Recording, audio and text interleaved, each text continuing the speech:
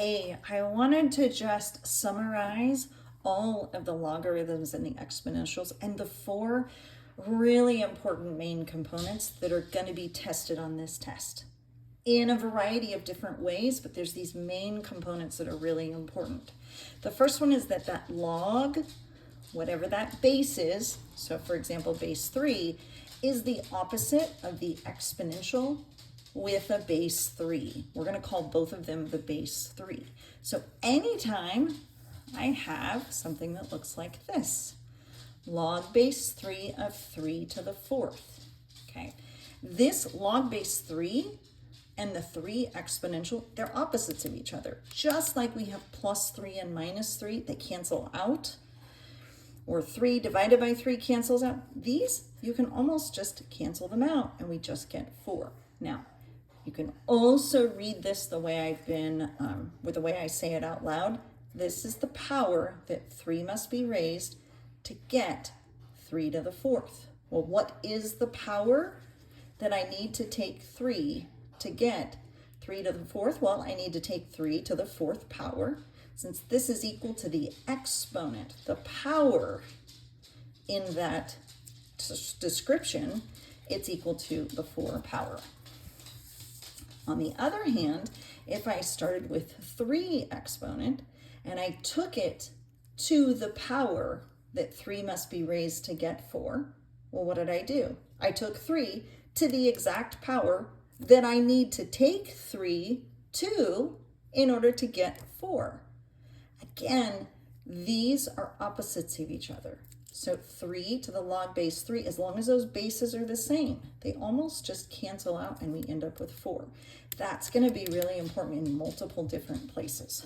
So the next thing is that statement that I go through where I say this is the power that 3 must be raised to get 9. Well, what is the power on 3? Well, the power that's on 3 that needs to take to get 9 is 3 to the 2nd. Well, that gives me equal to 2. So this right here is equal to 2. Well, let's use that to our knowledge. We can say the power that 5 needs to be raised to get 25. Well, I need to take 5 to the 2nd power. But what I can also do is just write this as an exponential with that base, 5 to the 2nd. Well, guess what? Because of the stuff we did up here, the log base 5 and the 5 here cancel each other out, and I just get the exponent, which is 2, which is kind of neat. Be aware that this is one of the special ones. We just have to know that the power that 2 has to be raised to get 1, this is the special ones, where 2 to the 0, anything to the 0 power, is equal to 1. Okay, so what about this one? This one gets a little tricky when we get into fractions. We always seem to forget that those fractions are actually exponents with a negative. That negative just flips it. So anytime you have a fraction like this, you can write it as an exponential with a negative here. So 27 is 3 to the 3rd. So this is actually 3 to the negative 3. If you can write it with that same base, that sometimes can clear everything up. So now we have the power that 3 must be raised to get 3 to the negative 3. Again, those cancel and we just get that power right there. Okay, so that's the second thing that we need.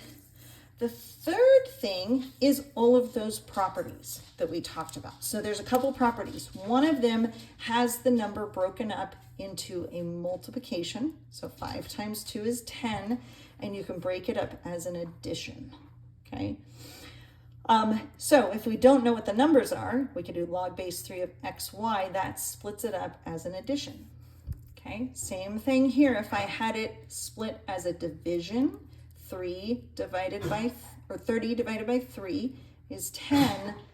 That would be splitting it up as a minus. So if I don't know what the numbers are, x over y, remember the x is positive and the y ends up to be negative. So log base 3 of 9 to the squared, this is the one where I can take that exponent and move it out front. and it just makes the 2 right in front of everything else. The 5 here is an exponent, it just gets moved out front. The other property that we had was a change of base. So if for some reason that 7, I can't write it as 3 to some power, then I'm gonna have to split it up and use the log base 10 and put that into my calculator. So if you ever come across a log with a base and a number that you can't figure out in those other ways that we did earlier, split it up and put that into a calculator, okay? So what's next? The fourth thing that's really important is solving equations. So let's start with 3 to the 5x is equal to 3 to the 21, okay? If I know that the log base 3 is the opposite of this, then I can just do the log base 3 of that on both sides. The log base 3 cancels with the 3, and I really just get 5x is equal to 21. That works also with an exponential. So we have to be careful here to make sure that our bases are the same. So in order to take a logarithm on both sides, we have to make sure that we have the base the same. So sometimes we have to write that 81 as 3 to the 4th.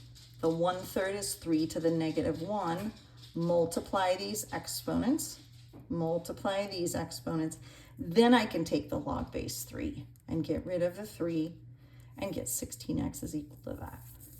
It also works if we go the opposite direction. So if we first had just log base 3 of 4x equal log base 3 of 28, since that's a base and it's the same on both sides, I can do an exponential on both sides. And those cancel out, and I just get 4x equals 28 because those are opposites of each other. Then I can just go ahead and solve it as usual. Here's another example. The only thing here is I don't have a log on this side. That's okay. I just want to solve this side where the x is. So what I'm going to do the opposite of log base 5 is to do the exponential. But again, I have to do that on both sides. Here, those cancel out. I get 3x. It doesn't cancel out on this side. I actually have to do 5 squared is 25 and then solve for x from there. So there are problems that are much more complicated that have equations that also take into account these properties where we have to put things together or take things apart or solve parts of the equation before we can do this exponential or do a logarithm on both sides.